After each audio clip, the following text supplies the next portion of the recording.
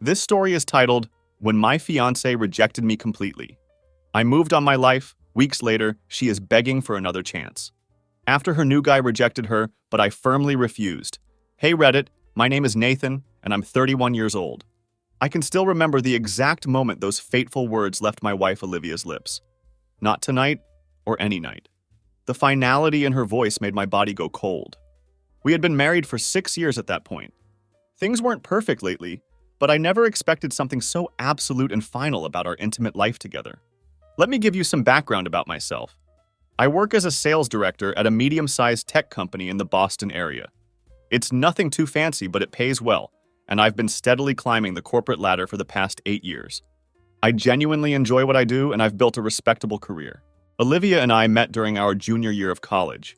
She was studying psychology while I was pursuing business administration. We clicked right away.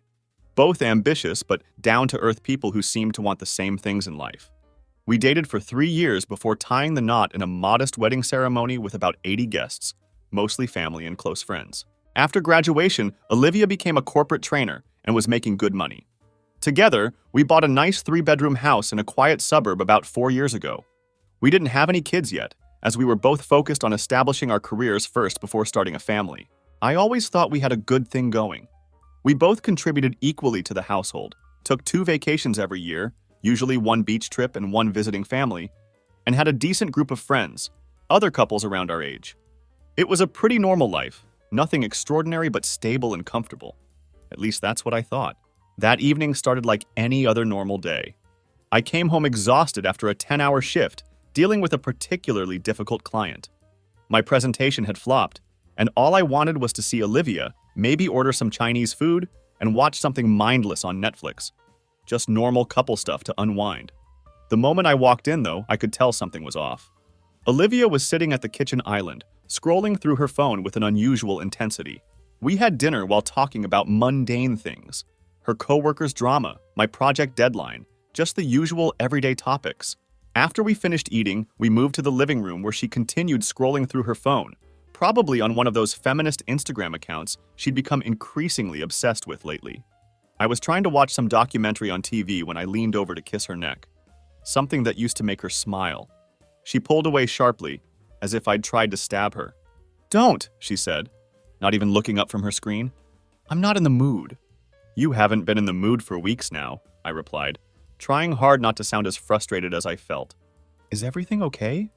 That's when she put down her phone and looked me straight in the eyes with a cold expression I had never seen before. Then she delivered those crushing words. "Not tonight or any night. I'm done with that part of our relationship." My mind raced through a million possible responses, but I just sat there like an idiot, my mouth probably hanging open. How do you even reply to someone suddenly ending physical intimacy in a marriage? There was no explanation, no room for discussion, just a one-sided decision affecting us both. "What exactly do you mean?" I finally managed to ask, hoping that I had somehow misunderstood. "Exactly what I said," she continued, her voice weirdly calm, like she was explaining something to a child. "I'm comfortable with our life together, the house, our social circle, the stability, but I'm no longer interested in physical intimacy with you or any man. I've been reading a lot about how women are conditioned to provide physical affection to men, and I've decided I'm not participating in that patriarchal expectation anymore. You can accept it or not. That's your choice." I was completely blindsided. Holy shit. She'd been getting deeper into radical feminist content online recently, but I never thought it would affect our relationship so fundamentally. "So you're just unilaterally deciding that our marriage doesn't include physical intimacy anymore? Without any discussion?" I asked, trying desperately to understand what was happening. "I don't need your permission to set boundaries with my own body," she replied, her tone taking on that familiar edge I'd come to recognize whenever she was quoting something from her online groups. "The fact that you think this requires a discussion just shows how entitled men are to women's bodies." I sat back, completely stunned by her response. "Olivia, this isn't about entitlement," I said. "This is about our relationship, about connection and intimacy between partners who supposedly love each other. Love doesn't mean I have to perform physical acts I no longer want to participate in," she countered immediately. "When did this change? When did you stop wanting to be with me that way?" I asked, genuinely confused. "Just 2 months ago, things had seemed normal between us." She just shrugged. "It's been building for a while. I've just finally found the courage to vocalize it instead of performing for your benefit. That night, I slept on the couch. Not because she asked me to, but because I couldn't bear to lie next to someone who had just shattered my understanding of our relationship so completely. The next few days were weird as hell. We were still living together, still eating meals together, even watching TV together. But now there was this invisible wall between us. She acted like her declaration was completely ordinary, as if she'd simply announced she wanted to change grocery stores, not completely reshape the foundation of our marriage. 3 days after her announcement, I tried bringing up counseling over breakfast. I'd found a couples therapist with good reviews and thought it might help us navigate this sudden change. I think we should talk to someone about what's going on between us, I suggested carefully. We don't need therapy, she responded dismissively, rolling her eyes like I was an idiot for even suggesting it. There's nothing wrong with me. I'm not going to be pressured into physical intimacy I don't want just because society expects it. Maybe you should get therapy for your dependency on female validation. Jesus Christ. Of course she was right about not being pressured. I would never do that. But her complete unwillingness to even talk about this sudden change left me feeling like I was living with a stranger wearing my wife's face. Everything I said was twisted to make me sound like some kind of oppressor. At night, lying on my side of our now purely functional bed, I had moved back from the couch, determined not to be displaced in my own home. I would stare at the ceiling, wondering how I missed it, the gradual breakdown of our connection. Had I been so absorbed in work that I failed to notice her pulling away? Or had she hidden her feelings until reaching some breaking point I never saw coming? I reviewed our recent history looking for signs. Sure, our sex life had slowed down over the past year, but that seemed normal for a couple married 6+ years, both working demanding jobs. We still had date nights, still held hands during movies, still told each other I love you before bed, at least we had until recently. One thing became crystal clear very fast. I was now in a marriage where I was neither wanted nor needed in any meaningful way.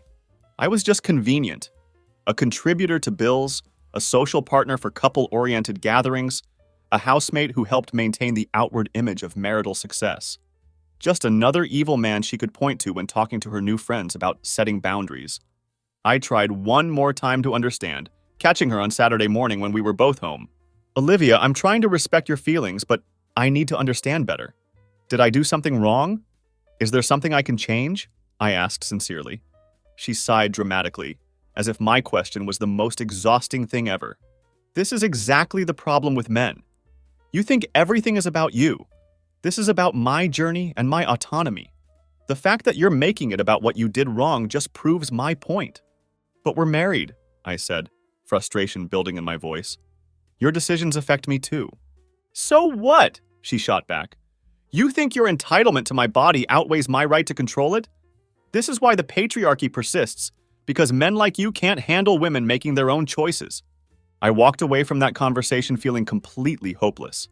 There was no reasoning with her, no finding common ground.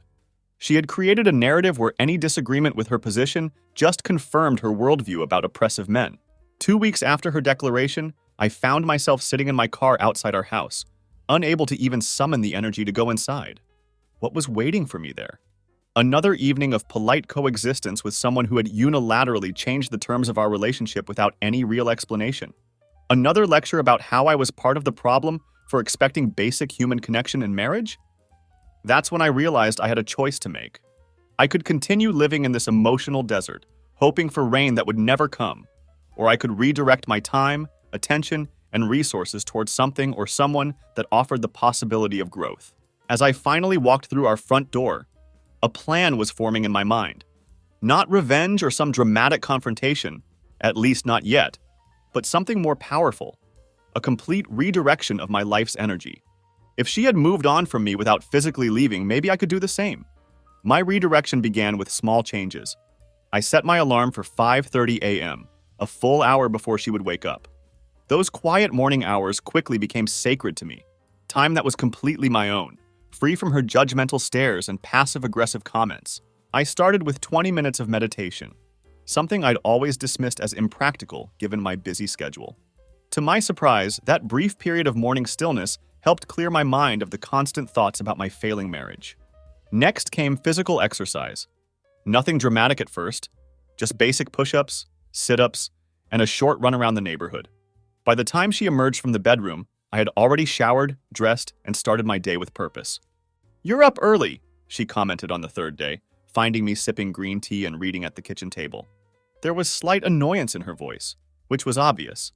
She was used to me being half asleep while she dominated our morning space. "Just making some changes," I replied casually, not offering any further explanation. She didn't ask for one either, just made some comment under her breath about toxic masculinity and exercise culture. I pretended not to hear. During the second week, I joined a gym near my office. Instead of rushing home after work to an increasingly uncomfortable environment, I spent an hour working out. Physical exertion became a form of therapy. Each rep pushed out another fragment of resentment and self-pity. I started fantasizing about a future where Olivia wasn't the center of my universe. I also reconnected with old friends, ones I'd neglected during my marriage, guys Olivia had always disliked for being too masculine or problematic. Nothing dramatic, just casual lunches and after-work drinks with soda or coffee. I was careful not to mention my marital situation. These meetings weren't about seeking sympathy or bad-mouthing my wife. They were about rebuilding connections that had nothing to do with my identity as the husband to an increasingly hostile woman. What was really interesting was realizing how many other guys were going through similar situations, not identical, but following the same pattern. Wives or girlfriends who had gradually transformed into critical strangers, constantly finding fault with normal male behavior while expecting financial benefits and emotional support to continue unchanged. My friend Lucas, 33, was dealing with a girlfriend who suddenly decided his gaming hobby was problematic, despite dating him for 3 years and knowing it was his main way to decompress. My college buddy Thomas, 34, couldn't post anything on social media without his wife publicly commenting to correct his thinking on various social issues. "It's like they want us to be both mind readers and punching bags," Lucas said during one of our lunch meetups. "You can't win." That phrase stuck with me. You can't win.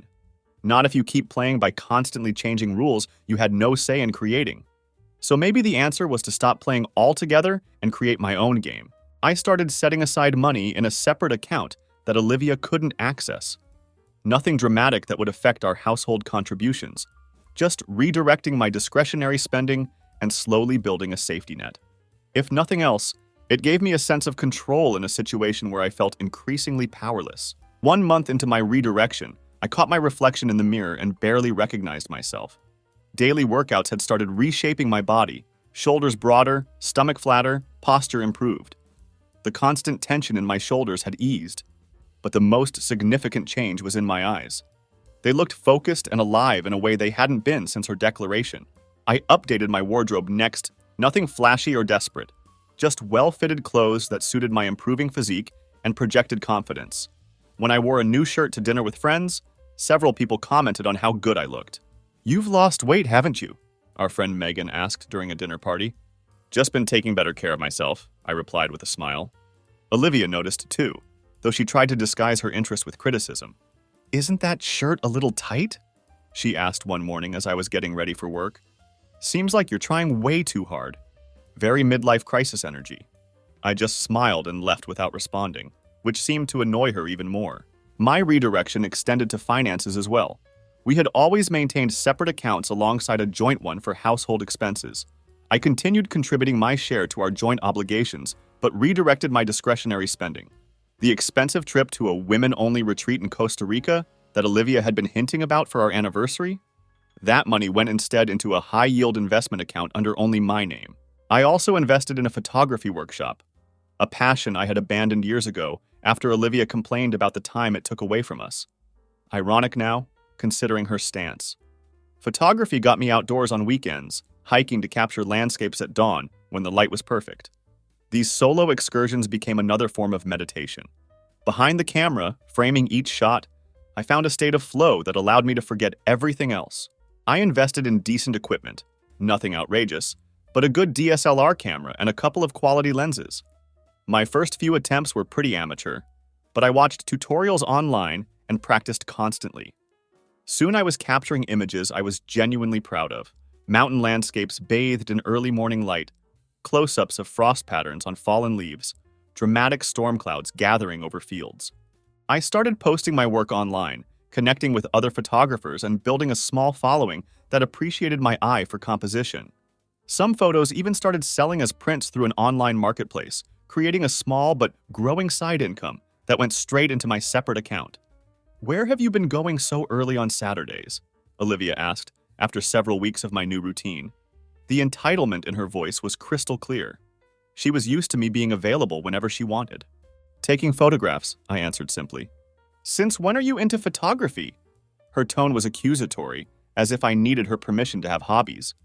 "I've always been into it. I just haven't had the time to pursue it until now," I replied calmly.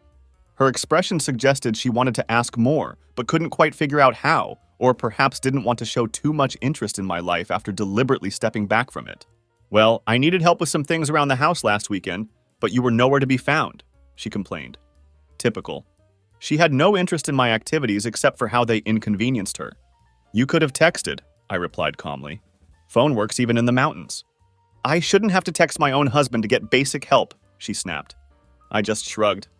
Things change. Those two words hung in the air between us. I saw something flicker across her face, the first hint that she was beginning to realize her declaration might have consequences she hadn't anticipated. At work, my renewed focus paid off in a big way. I approached projects with a clarity and confidence that hadn't been there during months of marital distress. My boss, Robert, 45, noticed the change immediately. "Whatever you're doing, keep it up," he said, after I successfully landed a major client that had been on the fence for months. "You're on fire lately." The compliment meant more than it should have. After months of feeling unwanted at home, professional recognition filled some of that void. Not completely, but enough to keep moving forward. I volunteered for projects that required travel, something I'd avoided in the past to spend more time with Olivia. A 3-day conference in Manhattan, a week-long training in Baltimore, a client meeting in Philadelphia. Each trip was like a breath of fresh air. I enjoyed hotel rooms where I could spread out without judgment, meals where no one made snide comments about my choices, and conversations with people who didn't view every interaction through an ideological lens. During my Baltimore trip, I met up with an old college friend, Kevin, who had moved there years ago. We hiked in the mountains nearby, and I took some of my best photos yet. When I posted them online, my follower count jumped significantly, and I sold 3 prints within a week. "You know, you could actually turn this into a serious side business," Kevin said as we rested at a scenic overlook. "Your eye for composition is really good." His casual encouragement planted a seed in my mind. What if photography wasn't just an escape? What if it could be something more substantial? A potential path to a different future? 3 months into my redirection, I was sleeping better, looking better, and performing better in nearly every aspect of my life, except my marriage, which remained an empty shell of formal interactions and parallel existence. The irony wasn't lost on me. In withdrawing her affection, Olivia had inadvertently pushed me toward becoming a stronger version of myself. It was like the universe's weird way of compensating. What Olivia didn't know was that I'd opened a separate checking account and started routing 50% of my paychecks there, including my performance bonuses. The other 50% was more than enough to cover my share of joint expenses. I was building my escape fund dollar by dollar. Not that I was planning to leave yet. I wanted to see how this played out first. One evening, as I prepared to leave for a photography meetup, Olivia confronted me. "Are you seeing someone else?" she asked. The entitlement in her voice was unbelievable. She could end our physical relationship unilaterally, but still expected exclusive access to my time and attention. I paused by the door, my camera bag over my shoulder. "No," I answered truthfully. "Why would you ask that?" "You've changed," she said, her voice carrying a note I couldn't quite identify. "You're hardly ever home anymore." The hypocrisy of her concern almost made me laugh. "I'm just redirecting my time and energy into things that fulfill me," I replied, using her own clinical approach. "Isn't that what you've been doing?" "That's different," she responded, clearly irritated that I'd used her own logic against her. "I made a personal choice about my body and autonomy. And I'm making personal choices about my time and interests," I countered. "Seems perfectly fair to me." "So you're what, punishing me?" she asked, her voice rising slightly. "Not at all," I replied. "I'm adapting to our new reality. You set a boundary, and I respect that. I'm simply setting boundaries of my own." She had no response to that, and I left without waiting for one. As I drove to meet my photography friends, I realized something fundamental had shifted. For the first time since her declaration, I wasn't desperately hoping for her to change her mind. I was too busy creating a life that no longer centered around her approval or affection. I met my photography group at a local park where we were practicing night photography techniques. Among them was a guy named Daniel who worked for a local magazine. "These are really good," he said, looking through some of my recent shots on my camera's display. "We're always looking for local talent for our nature section. Would you be interested in submitting some work?" Just like that, another door opened. By the time I got home that night, Olivia was already in bed, probably annoyed that I hadn't been there to listen to her latest complaints about coworkers or patriarchal oppression. I didn't care. I had bigger things on my mind. The pivotal moment came during a company retreat 6 months into my redirection. My team had gathered at a lakeside resort for a weekend of strategic planning and team building. After a productive day of meetings, we relaxed around a fire pit, sharing stories and snacks under the stars. My colleague Victoria, 27, who had joined our sales department 3 months earlier, sat down beside me. Victoria was pretty much Olivia's opposite: warm, supportive, and actually interested in other people's lives. "You know, when I first started," she said, her voice quiet enough that only I could hear, "everyone told me how lucky I was to be working with you." "Really? Why is that?" I asked, genuinely curious. "They said you'd completely transformed the department's performance," she replied. "But they also mentioned how much you've changed personally over the past few months." She hesitated, then added, "They said you used to be withdrawn, almost sad. That doesn't match the person I've known." I stared into the flames, considering how to respond. "Let's just say I went through some personal challenges and decided to focus on what I could control rather than what I couldn't." She nodded thoughtfully. "Well, whatever you did worked. You seem completely in your element now." As our conversation continued into the evening, I found myself relaxing in a way I hadn't with anyone in a long time. Victoria was intelligent and insightful, with a sharp sense of humor that repeatedly caught me off guard. We discovered shared interests in photography and hiking. She seemed genuinely impressed when I showed her some of my recent work on my phone. "These are amazing," she said, leaning closer to swipe through the gallery. "You have real talent. Have you considered showing these professionally?" "Actually, I just started selling some prints online and a local magazine might feature a few," I replied, surprised at how good it felt to share this part of my life with someone who genuinely seemed to care. "That's fantastic! I'd love to see more of your work sometime," she said, smiling in a way that made me acutely aware of how long it had been since someone had looked at me with genuine admiration instead of criticism. The warmth of her shoulder against mine sent an unexpected jolt through my system, a stark reminder of how long it had been since I'd experienced even casual physical contact. I carefully shifted away, uncomfortable with my reaction. Despite my situation with Olivia, I wasn't going to be that guy who starts something new before ending the old. Later, as the group dispersed to their cabins, Victoria walked alongside me on the path. "Some of us are planning a sunrise hike tomorrow before the meetings start," she mentioned. "You should join. Perfect lighting for those landscape shots you love." I agreed, and the next morning found myself standing at the top of a ridge with Victoria and 2 other colleagues as the sun painted the sky in brilliant oranges and pinks. I took dozens of photographs but found my lens repeatedly drawn to Victoria's profile against the dramatic backdrop. Victoria represented everything I'd been missing: genuine interest, mutual respect, actual conversation rather than lectures. But I knew I needed to resolve my situation with Olivia before even considering anything else. When I returned home Sunday evening, Olivia was in the kitchen preparing dinner, something she hadn't done for us in months. The timing was suspicious as hell. "How was the retreat?" she asked, her tone unusually attentive. "Productive," I replied, setting down my bag. "We finalized the strategic plan for next quarter." She nodded, then asked, "I saw some of the photos you posted. Beautiful location." "It was," I agreed, wondering at her sudden interest. "That woman in some of the pictures? Is she on your team?" The question caught me off guard. I hadn't realized Victoria had featured prominently in my uploads. "That's Victoria, our new sales specialist," I answered neutrally. "She's very pretty," Olivia observed, her eyes studying my face. The territorial behavior was rich coming from someone who had explicitly rejected me. "I hadn't really noticed," I lied, feeling oddly defensive. "Really? You've taken about a dozen photos with her in them. Seems like you noticed plenty." The accusatory tone was unmistakable. I chose my next words carefully. "She happened to be in frame during our group activities. Why are you asking about this? You made it very clear that certain aspects of our relationship are over. You don't get to dictate who I spend time with professionally." She turned back to the stove, clearly annoyed that I wasn't apologizing or explaining myself further. Just curious about your colleagues, that's all. I have a right to know who my husband spends time with. That was the moment I decided to accelerate my exit plan. The one-sided nature of her expectations had become unbearable. The following week brought more surprises. Olivia started initiating conversations, asking about my day, even suggesting we watch shows together. She made dinner several times and didn't even pepper our conversations with her usual ideological commentary. It was like living with a completely different person. Or rather, with the person I'd married years ago before she transformed into a stranger. I knew exactly what was happening. She was trying to re-establish control, to pull me back into her orbit now that she sensed I was drifting away. This realization only strengthened my resolve. This wasn't about revenge. It was about self-preservation. Two key events aligned to create the perfect opportunity for my freedom. First, I received a significant promotion at work, with a substantial raise and more travel opportunities.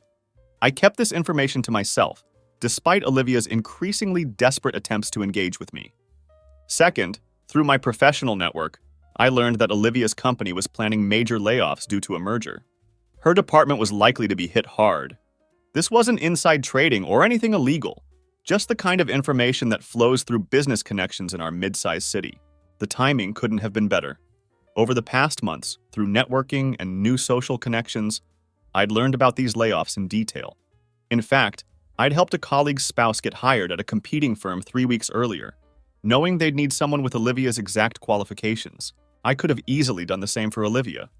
A single phone call would have secured her an interview at minimum, but I chose not to. Instead, I accelerated my exit strategy. I consulted with a lawyer discreetly, paying in cash from my separate account, and learned exactly what I needed to do to protect myself financially in the divorce. I documented Olivia's declaration about ending physical intimacy and her subsequent behavior, everything that might help my case. I also discovered through casual conversations that Olivia had been bad-mouthing me to her friends and family, painting herself as some kind of victim of the patriarchy while conveniently omitting her unilateral decision to fundamentally change our marriage. This sealed the deal. My escape needed to be complete and decisive. 2 weeks later, Olivia's company announced layoffs. She came home visibly shaken.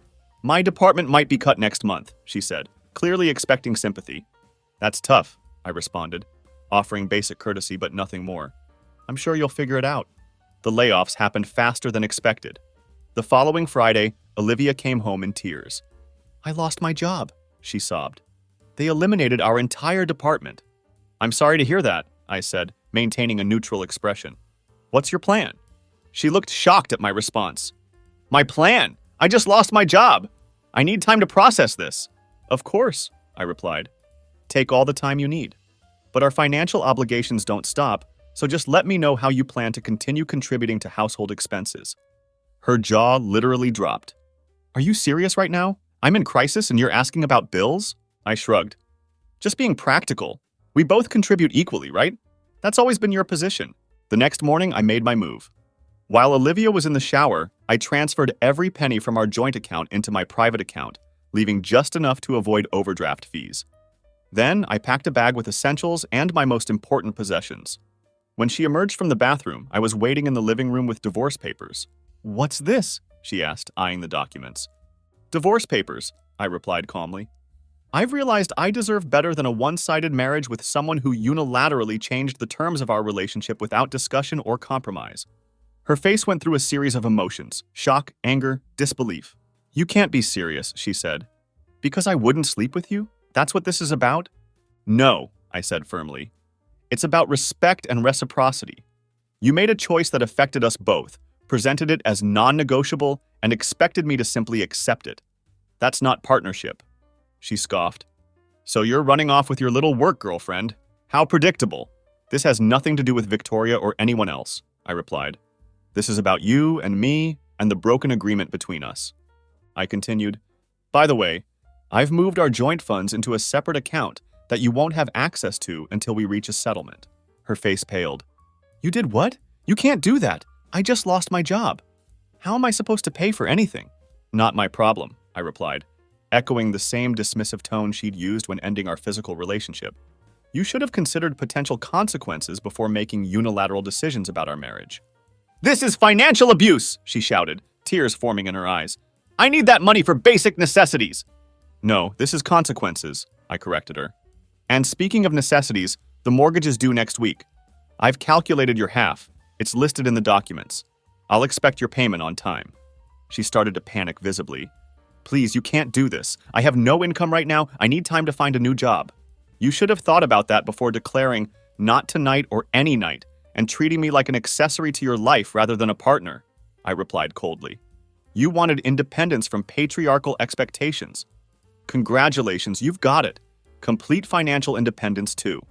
Over the next week, Olivia's behavior changed dramatically. The feminist rhetoric disappeared, replaced by desperate pleas and attempts to renegotiate. She suggested counseling, hinted at reconsidering her stance on intimacy, and even tried seduction one night, which I firmly rejected. My lawyer had advised me not to leave the house yet, so we continued living together in increasingly tense circumstances. Olivia's friends started calling me, telling me how cruel I was being and how I needed to support my wife in her time of need. I blocked their numbers one by one. Her parents reached out next, suggesting we all meet to discuss the situation. I declined politely but firmly. Your daughter made her choice months ago, I told her father over the phone. I'm simply making mine now. 2 weeks into this standoff, Olivia's desperation peaked. She had no job prospects, no access to our joint savings, and bills piling up. She approached me one evening, completely defeated. Please, she begged, tears streaming down her face. I need help. I can't do this alone. That's an interesting perspective, I replied coolly. Wasn't it you who told me that women don't need men? That marriage is just a patriarchal construct? That physical intimacy with me was something you could unilaterally end without discussion? I was wrong, she whispered. I got caught up in all these ideas without thinking about what they really meant. Please, I'll do anything. We can go to counseling, rebuild our relationship, whatever you want. The problem is, Olivia, I said, looking directly at her. I don't want that anymore. You showed me who you really are. Someone who views relationships as transactional, who takes what she wants and discards the rest. Now that you need something from me, suddenly you're willing to reconsider everything. That's not love or partnership. That's opportunism. I stood up, gathering my keys. I'm moving out tomorrow. The divorce papers are ready for your signature. If you contest them, I'm prepared for a legal battle that will drain what little resources you have left. If you sign them as is, I'll provide a one-time payment to help you transition to your new independent life. You planned this all along, she realized, her voice hollow. From the moment I said those words, you were planning your exit. No, I corrected her. I planned this from the moment I realized you saw me as disposable. You taught me an important lesson about self-worth, Olivia. And for that, I suppose I should thank you. I moved out the next day into a new apartment I'd secretly secured weeks earlier. Olivia signed the divorce papers without contest, receiving her settlement payment as promised. I heard through mutual friends that she moved back in with her parents in a different state. Her feminist ideals apparently set aside in favor of practical needs. As for me, I continued building my new life, advancing in my career, developing my photography business on the side, maintaining my physical fitness, and yes, eventually starting a genuine relationship with Victoria, who showed me what real partnership looks like. 6 months after my divorce was finalized, my first photography exhibition opened at a local gallery. Among the images on display was a striking landscape taken at dawn on that company retreat. The morning I realized I deserved better.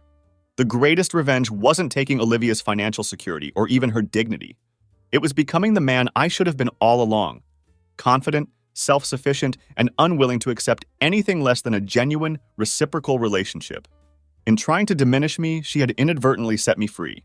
Sometimes Olivia still tries to contact me, especially when she's struggling financially. I maintain minimal, business-like communication as needed to finalize any remaining legal matters. But otherwise, I've moved on completely. Our mutual friends eventually learned the full story. Most understood my position, even if they felt I was harsh in my execution. But here's the thing about consequences. They're not harsh or kind. They're just inevitable. Olivia chose to destroy the foundation of our marriage while expecting the structure to remain standing. When it collapsed, she was simply experiencing the natural outcome of her own actions. This experience taught me that self-respect isn't selfish. It's essential. And that sometimes the most powerful response to someone who treats you as disposable is to simply agree with them and walk away. Not in anger or bitterness, but with calm certainty that you deserve more than they're willing to give. So if you're reading this and recognizing your own relationship in my story, know that you have choices. You don't have to accept unilateral changes to your marriage. You don't have to diminish yourself to accommodate someone else's ideology. And most importantly, you don't have to wait for permission to start building a life that fulfills you. The person who tries to change the rules without your input is telling you exactly how much they value your voice in the relationship. Listen to what they're really saying, not just with their words, but with their actions. And then decide if that's enough for you.